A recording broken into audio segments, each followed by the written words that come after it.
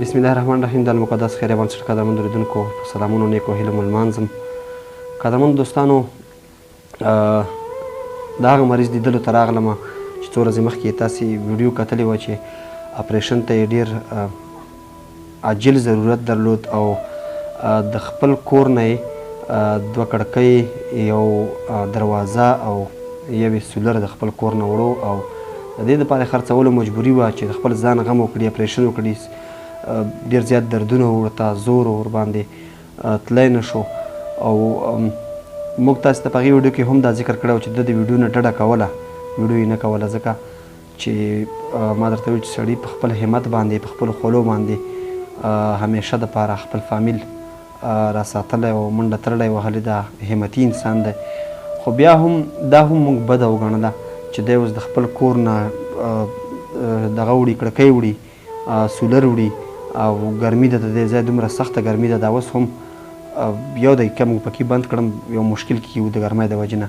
نو په دغه ساحو کې ګرمي وه چې سولر یې وړی وی، خرڅ کړی وی، دا هم بده وه. د کور نه یې کړکۍ وړی وی، دروازه یې وړی وی. الله رب العزت دې ټولو وروڼو ته ډېر خیر ورکړي. که چا مرسته کړې وي هغوی له دې هم الله رب العزت خیر ورکړي، که چا دعاګانې ورته کړې وي هغوی له دې هم الله رب العزت ډېر خیر ورکړي. کله چې موږ ویډیو وکړه، ویډیو چې موږ شیر کوله، د شیر کولو سره سم چې ما زنګ ووهلو نو دی هسپتال ته رسولی و ځکه سړی سخت و. بیا هغلته 2 ورونو، یو ورور هم ورته 15,000 افغانۍ مرسته ورکړه، بل ورور هم ورته 15,000 افغانۍ مرسته وکړه او دغه 21,100 کلدارې چې دي دا یو ورور د دوبۍ نه راجمع کړي چې هلته هم 2 ورونو چانده کړې وه د دې دپاره. نو نیکان خلک په دنیا باندې شته دی، هغه خلک شته دی چې هغوی سره د دغسې خلکو غم وي او په خپلو شتمنیو کې دغسې خلکو ته ځای ورکوي. خو الله رب العزت سره بیا بدلی هم شته دی. په دې باندې هېڅکله د چا شتمني نه کمیږي ځکه چې دا روپۍ چې دي د هغوی په شتمنیو کې د دغسې خلکو حق دی او هغوی هم دغه حق په ځای که. دا اوس د 3 ورونو مرسته وه، خو دوی نه چې ما معلومات وکړو کم از کم 10,000 خواوشا افغانۍ د په اپریشن باندې راغلي دي. نو دوی هغه پیسې را قرض کړي دي، پیسې په قرض راخیستې دي. نورو نه هم غوښتنه کوو چې د دغه ورور سره په دغه کې مرسته وکړئ. موږ که دا روپۍ ورته ورکړو، دوی اوس دا په قرض کې ورکړي، په دې باندې هم هغه قرض نه خلاصېږي. نو مخکې کومې 10,000 افغانۍ چې ورته جمع شوي دي هغې باندې هم نه خلاصېږي.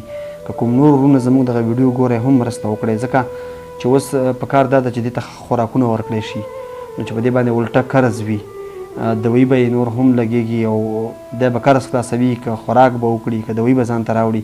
نو دوستانو نه دا غوښتنه کوو بار بار چې د چا هم څه وس کېږي نو دغه ورور سره نور مرسته هم وکړئ. نو دغه روپۍ دغه ورور ته لاس په لاس ورکوم او نورې مرستې هم زموږ سره جاري وساتئ. دغه ورونو نه ډېره مننه چې ما سره هر قسم کومک کړی دی، پیسې که همداسې زړه باندې بچ شوی، پوښتنه یې زما کړي. د هغو ټولو نه ډېره مننه او اولادو له خیر ورکړه او کور د ډېر ودانې چې ما سره په دغه مشکل کې برخه واخیسته او نورو ورونو چې څومره زما پوښتنه کړې د هغو نه هم ډېره مننه چې ما سره دغه مشکل کې برخه واخیسته او بس الله د دوی خوشحاله او باد کانې. او دغه 21,100 روپۍ چې دوبۍ نه کومو ورونو ما ته رالګلي د هغو نه ډېره مننه. والله د دوی دین په دنیا باندې خوشحاله کړه او کور د ډېر ودانې چې ما سره دغه ځای کې مرسته وکړه او خدای د دوی خوشحاله او باد کانې. او بل په دغه اپریشن باندې 10,000 روپۍ وستلي دي، 10,000 افغانۍ او بس نورې مرستې ته هم ضرورت دی. بس که چا په وس کې کور ډېر ودان او که چا په وس کې نه 100 ګزارې کور ودان او دغه مرسته ما ته لاس په لاس باندې ورسېده چې 15,000 افغانۍ یوې او 15,000 نورې وې او 21,100 روپۍ دوبۍ والا ورونو ما سره مرسته وکړه. کور د ټولو ډېر ودان یې، الله دې خوشحاله او باد کړه چې زما د غریب پوښتنه یې وکړه او ما سره یې دا همکاري او همدردي وکړه. قدرمن دوستانو، یو ورور 15,000 افغانۍ زکات ورکړه، بل ورور هم ورته 15,000 افغانۍ ورکړې. د دوبۍ نه هم 21,100 کلدارې ورته راجمع شوې، خو په اپریشن باندې 10,000 افغانۍ ته مصرف شوی دی. نو ورور چې دی اوس هم د دغه دوایي نشه ده، د تاسې وګورئ 15 خلطې دوایي دې ته پرته ده. نو د دې په خاطر باندې موږ ورته راوړو، دغه لږ تکلیف مو ورکړ چې دا خبرې په تاسې واورو چې ما درته په بله ویډیو کې هم ویلي وو چې ډېر خلک چې دي هغوی بې باوره وي. نو ستاسې مرستې به هر کله په هر وخت انشاءالله په سختو ګرمیو کې په سختو یخنیو کې دغسې اړمنو خلکو ته وررسیږي.